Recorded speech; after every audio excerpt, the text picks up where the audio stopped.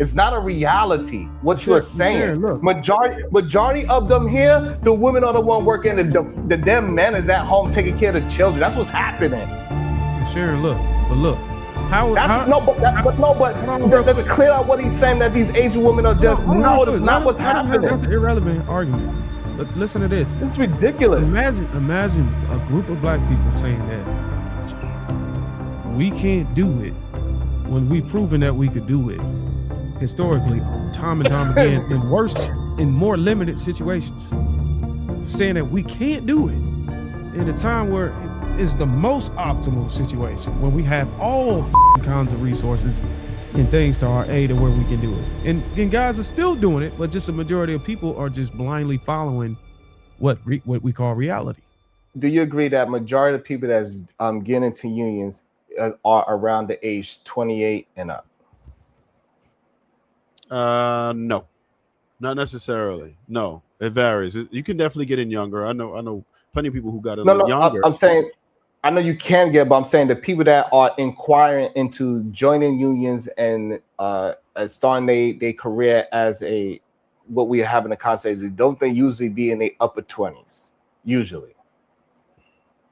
When you are in the union, you get a kid at 18, and you're like, oh man, that's so great. You are going to be this. Now 18 might be kind of wild, but I think a lot of dudes, because there's so much nepotism, they had their father, their uncle, their cousin, somebody who said, yo, you got to get down with this. So a lot of dudes, a decent amount now you see getting young, right? There's a decent amount. Okay, so Trev, perfect. So that's what me and Darwin is talking about. We got to grab them young. But I didn't disagree with that part. And so now when we get them young and we start getting them to move that way, it changes the whole dynamic of people living paycheck to paycheck. And the reason why it changes the dynamic of living paycheck to paycheck, because they started off earlier without all these extra responsibilities that you have when you are 28 to 38. So when you 28 to 38, you have a whole different plethora of responsibilities, and now you are behind the ball and you are playing catch up. And we are given a plan and an understanding how you could be in front of the ball, so you don't have to play catch up. You don't have to live check to check. You're almost at your retirement age, so you can retire from that unit, go start a whole new career, do what you love possibly, and make money off of that situation. So that's why we are putting this solution in front of the audience to say, if we could get them to start moving career-minded first, that would translate into understanding I need to be financially literate first. That means I need to be family forward first, because all those things changes once you start moving mentally in a certain direction. So I think y'all got layoffs, which there always are in unions. Would that indicate a surplus, or would that indicate a deficit of union workers? If there are layoffs, which there always are, I'm not saying that everybody can go a surplus or a deficit. Which one? No, what I'm saying is that we just using the union, but it's not that we tell everybody going to the union, right? That's just one example. One example is what I'm saying. One example is the union. One example is college. One example is military. I get it, but would you answer the question though? Does it indicate a deficit or a surplus? Ask the question again. Do layoffs indicate a deficit or surplus of employees? It depends on the union. No, that's disingenuous. And I get it, because if you're gonna go ahead and answer that question like that, that lets me know what type of bullshit you on. And for me, I can't believe any shit you say if this is how you coming for real. If you a simple question like that, if I say layoffs, there's a surplus. That's cut and dry. I didn't relate it to anything else. You still decided to deflect, dodge, all that bullshit, anything except to take accountability and say, okay, you know what? It's a surplus. It's a surplus. And if there's a surplus, that means that it's not something that everybody can just go out and do. All of these, and I understand that there are other skilled work craftsmanship that they can do. I get it. All of that stuff is real. All of that is real. But no matter how you spin it, there's a surplus in all of these. There's people who are still looking for jobs no matter how you spend it. Good paying jobs are not that easy to get into. If you start early, the likelihood of you getting into it and getting ahead of the game is greater. Understood. And I think that most of our children will be in that boat. But what I'm saying, all I'm saying is that not everybody is going to hear you. And even if they all did, then there's still going to be a surplus of individuals, so they won't all be able to get those jobs. There's not enough great paying jobs. There's not enough jobs for people to take their wives out of the workforce. That's all I'm saying. That's We're not all going to be able to do it. That's not an excuse. That's an excuse. That's why it's a fact. But so no, it's not a fact. It's an excuse. Tell me. This is why it's an excuse. No. Here's the question. I want you to tell me. First of all, we was talking about black people. We only make up 13%. No. This is what we talk about. There's no way. Sharon, I want you to tell me. Hold on. I want you to tell me what percent of men will be able to take their wives out of the workforce. Men. If we can get men to start earlier, probably somewhere in the 70% range, because they will have an understanding of what it takes earlier on. Well, let me say something. I believe you know what do you know what the current percent is right now? That's able to I don't care about that, but the current percentage doesn't mean anything, because start bringing it down to reality, the reason why hold on, it's not hold on, Trev, for feelings and shit, or what we think. Hold on, cool. Trev. The issue is, it doesn't matter where my daddy started. If I was to push my life on where my daddy started, I would not be where I'm at, teaching my children about the world through actually going to other countries while they learning.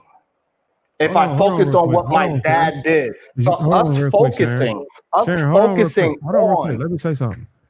Trev, you asking that question as if we don't get to tamper with their current financial lifestyle. We just taking them out right now. If you're just asking based off of their own financial health now, then no.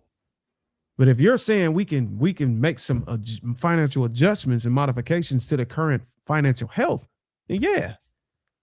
But realistically, to your point, the men or whatever are not going to be willing to do that.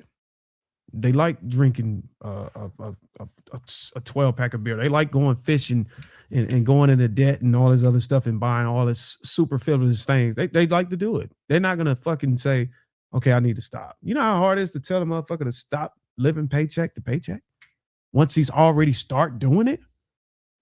So it's hard to reverse engineer something that's the plague that's already going on. It's better to start in the beginning. That's what a conversation took place. But we keep trying to navigate to the guys that's already walking in the wrong direction and try to get them to turn around. I'm not arguing with you that's hard to accomplish. I agree. That's hard. That's difficult. A lot of these motherfuckers won't even talk to me if I'm talking about money when we go to the gym. Man, shit, it is. I'm still going to Coachella. Okay. Well, what about the fucking money you owe me? You know what I'm saying? Pay your debt off. No, I got you. Let me get you next time. You know what I'm saying? I get all of that. I get every. It's better to work with the youth. None of that stuff is missing me. All I'm telling you is that even if we become financial literate, even if we become practical, they're going to move the goalpost. This is what we're not paying attention to. I don't know how much of economics history y'all guys are looking at them and looking what's happening with the government and everything else, but it's not looking good. It's looking grim. All right, never mind, bro. Hold on. Are you saying the white man going if they see us climbing out, I didn't say nothing. It's not no color thing. I never mentioned anything about color. All I'm telling you is that I definitely didn't say that. You won't ever catch me talking like that on YouTube. But all I'm saying is that it's not going to be easy for everybody to be able to do that. It's not happening. We never argue whether it was going to be easy. So, I don't think it's going to happen. Not to the point where we can take them out of the workforce. I think we can do absolutely better as a society.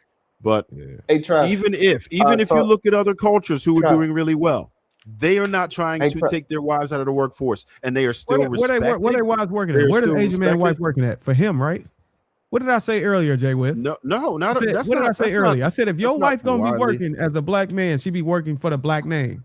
What are the other races doing? They're working for the Asian. Somebody made a video about the Asian man is allowed to come into the black community, set up a business across from the black man, and put the black man out of business. Well, you know that's by design. With his own people. Hey, this idea that y'all believe that other races of women are not running relationships is insane. I'm in a country right now where what you think is happening is not real life. It ain't a whole bunch of submissive women out here. I don't know where y'all get this idea. I don't know where. This is why it's important for me to actually immerse into a culture so you can actually see what's really happening instead of all these goddamn talking points. It's not a reality. What you are saying. Look. Majority of them here, the women are the one working, the damn men is at home taking care of the children. That's what's happening. And Sharon, look. Let's clear out what he's saying, that these Asian women are just that's not what's happening. That's an irrelevant argument. But listen to this. It's ridiculous. Imagine a group of black people saying that we can't do it when we've proven that we could do it historically, time and time again, in more limited situations. Saying that we can't do it in a time where it is the most optimal situation, when we have all fucking kinds of resources and things to our aid of where we can do it. And guys are still doing it, but just a majority of people are just blindly following what we call reality. Saying, realistically, I can't do it, so I'm not going to even fucking try to do it. Crazy. It's all about the mindset. I'm saying, aside from reality, I'm saying most black men are not even trying. Not only that, Darwin, they are making it seem like 6% of the population can't all work.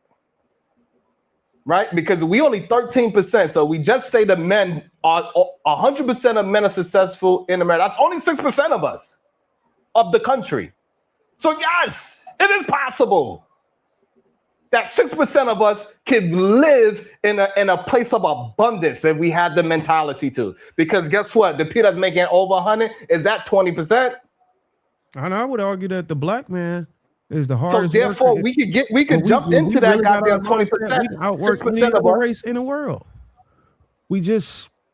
I think we just mentally conditioned just think about that mentality shit right there, Darwin. And the numbers is telling us that we can't, so we're just falling to the numbers. I mean, so we're at this point now, we done broke this down to something else, right? We're making it into individual races. If that's the way we're going to go, then I will adjust accordingly. But I didn't know that's specifically what we were saying. You brought up they would stop us from doing it, so that kind of took the. It ain't. Yeah. No. But I wasn't talking about black. I never Asian woman. I didn't bring it. I never said Asian. And I never said black people either. No, I didn't. Darwin said that. I said other cultures. I thought we've been talking about black people the whole entire time. Rewind it. I'm just trying to figure out how we even get here when all of the questions that JR had in the back had nothing to do with it. No, I'm just saying. I think we got here because I think I exposed that if your wife secretly wanted to quit working and she couldn't because of you, doesn't that expose your limitations? And I think I was saying that, yeah, it exposes a man limitations if his wife has to go clock into a 9 to 5.